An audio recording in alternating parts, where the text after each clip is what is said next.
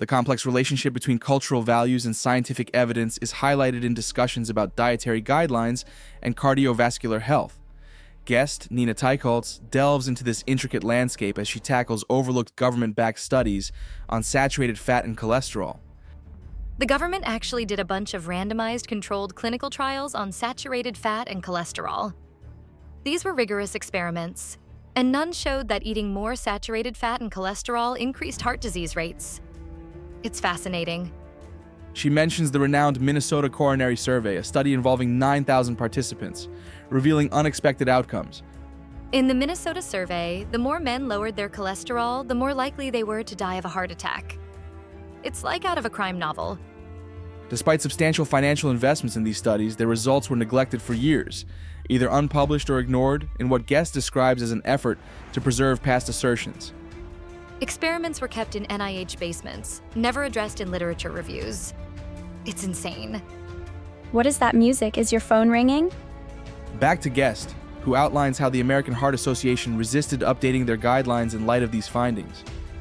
The American Heart Association ignored these clinical trials just to protect their incorrect past statements.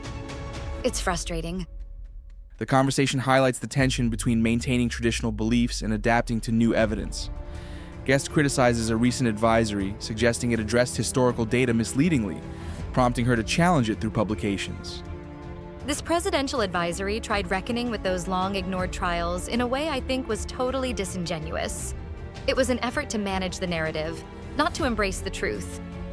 The discussion highlights the stark divide between urban and rural viewpoints on agriculture and food production, illustrating deep societal and political polarizations fueled by misconceptions and stereotypes. Well, in the same way that we're a divided nation politically, we're a divided nation in the way we think in urban city centers and the red states with cattle and dairy farms. We actually have no idea what goes on there beyond the horrifying videos shot by undercover people. The Guest reveals her eye-opening experiences traveling across the country, speaking in places that were once foreign to her metropolitan lifestyle. She describes her initial shock and eventual understanding of the considerations rural farmers have for animal welfare, contradicting her previous stereotypes. It was really a shock to me, but eye-opening. I met people in cowboy hats, and I would have been someone protesting in my previous life. Now, I'm standing in front of them talking about saturated fat. It's easy to demonize people from places you don't frequent. It's fun to poke fun at the middle of the country and blame them for things like elections. It's a common tactic. I realized how the digs my liberal media colleagues take at rural folks would be unacceptable if aimed at other groups.